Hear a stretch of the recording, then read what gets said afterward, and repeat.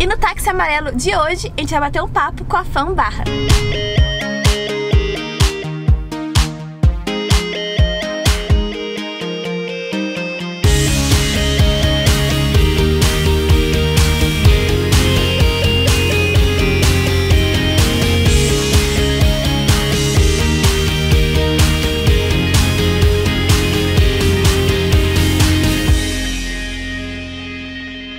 Episódio novo de Táxi Amarelo começando, o primeiro episódio da terceira temporada do Táxi Amarelo aqui em Nova York. Eu estou muito bem acompanhada com a Fã Shelly Barra, profissional incrível paralegal aqui em Nova York, para tirar muitas dúvidas e contar um pouquinho da história dela, que é muito inspiradora. É um prazer, muito obrigada pelo convite, eu tô super feliz. E, é uma honra ter você aqui. Né, falar um pouquinho de mim, da minha história e também da minha paixão, né, pela imigração, pela preparação dos documentos. Então é fascinante estar dividindo isso, compartilhando isso com vocês. Enquanto uns têm pavor dessa palavra, ela tem paixão. Eu amo! E é um prazer estar aqui, já que eu faço parte desse blog também. Acompanho todos os dias. Obrigada! Você gosta de Nova York, gosta de histórias inspiradoras, já se inscreve no canal, que essa temporada tem vários convidados incríveis. Eu tô tendo a honra de começar a terceira temporada com a Fã, que é paralegal aqui em Nova York. Aliás, antes que eu fale besteira, o que é um paralegal? O que um paralegal faz? Então, um paralegal, no Brasil, né, a gente não tem essa posição. O paralegal ajuda os advogados a preencher toda a documentação, a revisar, né, a explicar para os clientes, porque nem sempre o advogado tem aquele tempo de ficar ao telefone, responder todos os e-mails. Então, o paralegal dá esse suporte, né, esclarecendo as dúvidas, quando a pessoa resolve ela mesma preencher os formulários, né? O paralegal pode auxiliar e também auxiliar os advogados. Eu amo saber a história das pessoas que moram aqui, como vieram parar em Nova York. Eu gosto muito dessa história, então acho que vale a pena contar. Mas no final dessa entrevista, ela vai dizer pra vocês as maneiras mais comuns, mais fáceis de morar nos Estados Unidos, de migrar pra cá. Então, fiquem ligadinhos até o final. Então, eu vim pela primeira vez para os Estados Unidos com o visto Q1, que é um visto que normalmente as pessoas não conhecem muito. Eu não conhecia por esse nome. Intercâmbio cultural, e foi para trabalhar no Six Flags, num parque que muitos de vocês já conhecem. Fiquei 3 meses na Califórnia e depois eu resolvi fazer a mudança de status do visto Q1 para o F1. E tem muita gente que confunde também o visto F1 com a mudança de status F1. Porque as pessoas costumam dizer, eu tenho o visto F1, e às vezes ela tem esse status. Que é o que não permite você sair do país. Você pode sair, mas aí você tem que aplicar de novo pra voltar. Isso. Então eu fiz essa mudança de status, saí da Califórnia e fui pra New Jersey, o estado de Nova Jersey, mas eu não sabia. No. It's by the water. You can keep driving. Mas yeah, it's closer to the water, to the river. Yeah, it's called Brookfield. Depois disso, em 2005, eu conheci o meu príncipe, o William, em New Jersey. Mas em 2007 eu retornei pro Brasil. Sempre trabalhei como secretária executiva bilíngue no Brasil, eu me graduei lá e achei que o inglês já estava um pouquinho melhor para ter uma posição melhor no Brasil. Isso você estava namorando com Sim, a distância? Isso, namorei à distância por 3 anos. Então, meninas, olha, nunca desanime. E basicamente namorei através de Skype. Você nunca veio pra cá em 3 anos? Não, nos 3 anos eu não vim. Eu nunca fiquei ilegal aqui no país, mas quando eu tentei o visto de turista, eles não deixaram. Falaram que eu era uma candidata de risco para poder ficar nos Estados Unidos sem status. Então eu não consegui, e o William ia me visitar no Brasil durante os 3 anos. Eu apliquei pro visto de noiva, que é o visto K1, e fiz todo o meu processo, né? Claro, porque quando eu estava aqui, eu já tinha aprendido já bastante dessa área de imigração em 2005 e 2006. Então, quando eu retornei pro Brasil, eu já tinha desse conhecimento, isso. E aí eu apliquei pro meu visto de noiva, né? Deu tudo certo.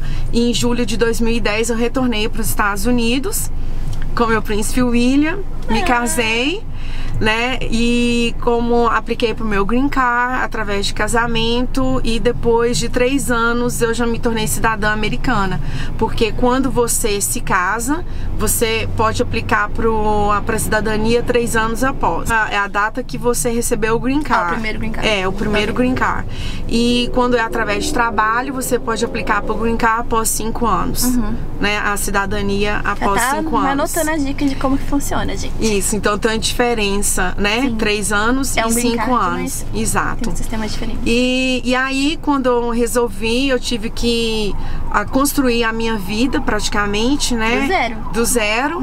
E aí eu decidi fazer um outro curso que foi na área como paralegal mesmo. Então eu retornei para a faculdade. Aí você começou uma carreira completamente nova, apesar de ter experiência com o mercado administrativo, era diferente, um país diferente, uma língua diferente. Isso. E principalmente o idioma nessa área jurídica. Sim. Né? Então os termos são bem diferentes, e quando a gente precisa preparar uma defesa, né, que um imigrante ele tem mais qualificações profissionais do que o americano, né? Então a gente tem que entender bem das palavras corretas para estar usando nessa defesa aí.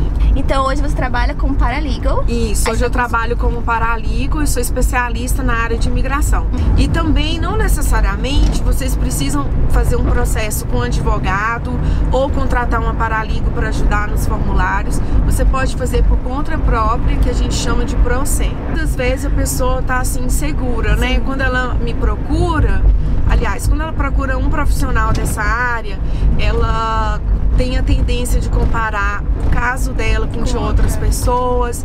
Isso também é uma dica, cada caso é um caso. A Fran vai com a gente agora pro Brookfield Place, os lugares favoritos dela aqui em Nova York, e vai contar pra gente um pouquinho como que funciona pra morar legalmente nos Estados Unidos. Então, vem com a gente. Vem com a gente.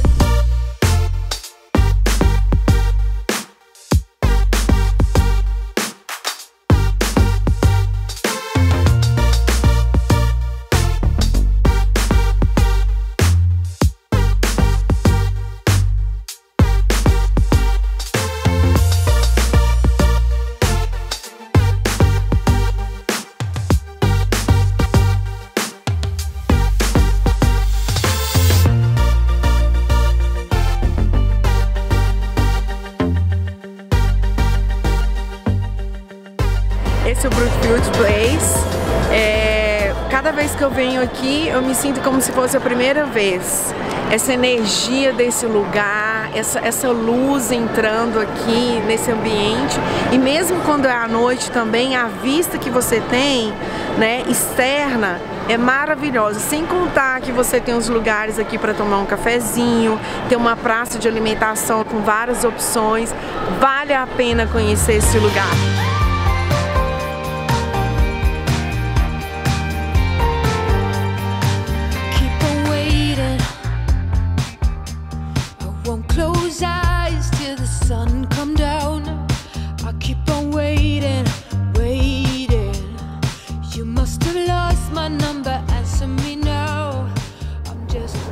E muita gente, todos os dias praticamente, eu recebo mensagens de pessoas que têm um sonho, como eu tinha, de morar nos Estados Unidos. E é muito assim, eu não entendo muito do assunto, acho muita responsabilidade você dar dicas, falar certinho como deve fazer. Então a Fran é especialista no assunto, ela trabalha com imigração, como vocês viram. Então ninguém melhor que o profissional para explicar pra gente quais são as maneiras mais fáceis e comuns de morar legalmente nos Estados Unidos. É bem comum o visto B2, né, que é o visto de turista. Então, normalmente, quando as pessoas vêm para cá, realmente a passeio, a imigração concede 6 meses para a pessoa permanecer no país legalmente a passeio. Mas se você tem intenção de continuar por mais 6 meses, você pode aplicar por uma extensão do B2. O que a gente sempre fala, né, para a pessoa evitar ficar fora de status, ou seja, ela não ficar realmente ilegal aqui nos Estados Unidos. Então, se você vem a passeio, né, o B2 é uma opção para você pedir uma extensão. A porta de entrada para outros vistos, né? Exato, exato. Você pode mudar o seu status também de B2 para F1, né? E todas essas dicas também, a a website, a página da imigração, eles assim são bem, essa página é bem explicativa, então eu sempre aconselho, o link a Marta vai colocar aqui embaixo para vocês. E lá tanto eles explicam quais os formulários que devem ser preenchidos, os custos, né, as taxas da imigração. Então é bem interessante vocês sempre pesquisarem pelo site oficial. É legal pesquisar antes de vir, porque muita gente fala, vou para os Estados Unidos com visto de turista, e depois que esperou o visto, expirou. Você pode se programar, ler antes sobre o assunto, né? Para quando chegar aqui já saber como funciona. E também tem questão do valor do formulário, não é uma coisa tipo de $100. Quantas pessoas gasta mais ou menos para trocar um status? Então, depende, né? Quando ela vai fazer uma extensão, por exemplo, do visto B2, aplicar por mais 6 meses, esse formulário aí, a taxa da imigração tá $535. Então, o valor que tem que ir em mente já. Exato. Mas assim, procure nunca ficar, né, fora de status. A pessoa pode mudar do B2 pro F1, né, ela ir para escola e fazer um curso superior aqui também. Depois tem a opção do OPT, que é quando você faz um treinamento também, é como se fosse o nosso estágio aí no Brasil. Por um ano. Exatamente. Então, assim, tem várias formas. E os profissionais também, né, tem visto O, que é o visto de habilidades extraordinárias. Isso é uma coisa que uma coisa que eu não sabia quando eu vim pra cá. Eu não sabia da existência desse visto. Eu era fotógrafa, fiquei muitos anos como fotógrafa com o meu visto de estudante. Então, hoje eu vejo que eu poderia ter aplicado para o visto o quê? Só? Tem o O1A e tem o O1B. Então, gente, quando não sabe nada, né? E tem vários tipos de visto, né? Tem visto L1 também, de trabalho, tem um visto H1B.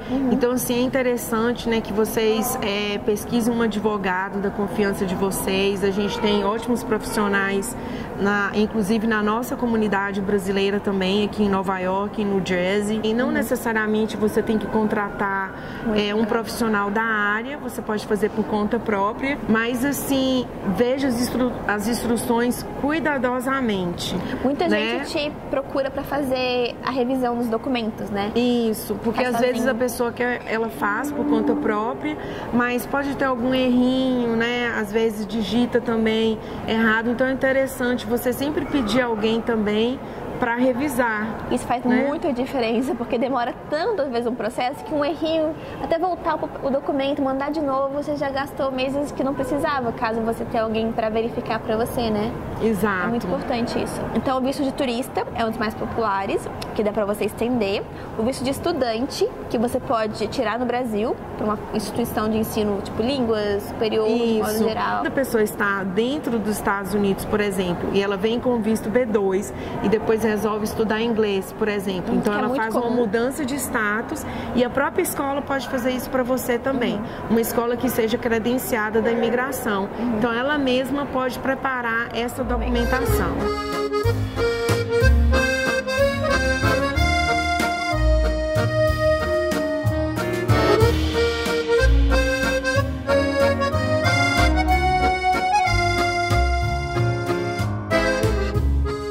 Nós estamos no mercado distrital francês, então dentro do Brookfield Place. E aí você pode vir nesse mercado, ele tem cada sanduíches assim deliciosos, tem horário de happy hour também. E a maioria dos produtos são todos franceses. Aí você se sente também na França, dentro de Nova York.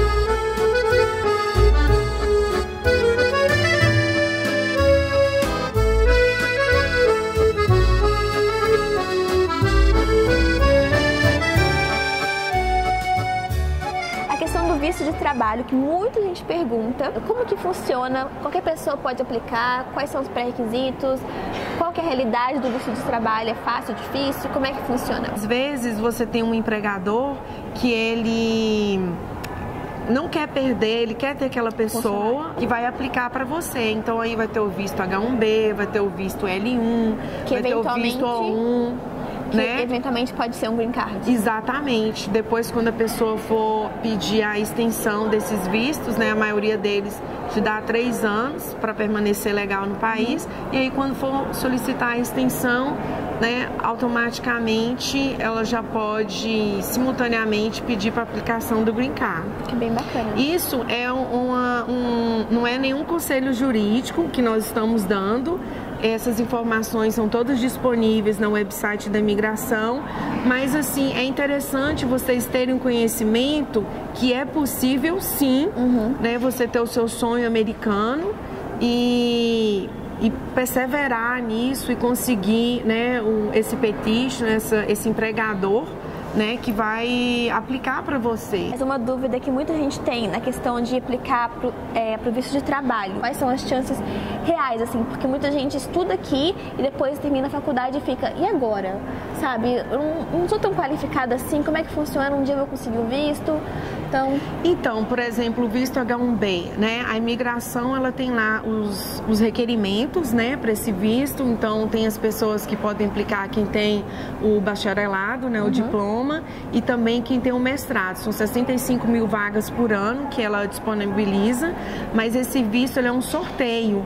Então, ele é enviado, né, os processos todo início de abril. Agora, a pessoa que for preparar, ou você mesmo que for preparar, você vai verificar os requerimentos. Então, assim, quais são as suas qualificações? Por que o petitioner, por que o empregador, ele vai contratar um imigrante e não um americano? Então, você tem que ter um diferencial, né? Porque você vai estar ocupando a vaga de um cidadão americano. Você tem uma ideia de diferenciais que geralmente são aprovados? Tem mais chance? Então, isso varia muito do empregador. Vamos supor que o empregador, na empresa dele vai precisar de alguém bilíngue, né? Inglês e português. Então, aí já é um diferencial que, às vezes, o americano não vai ter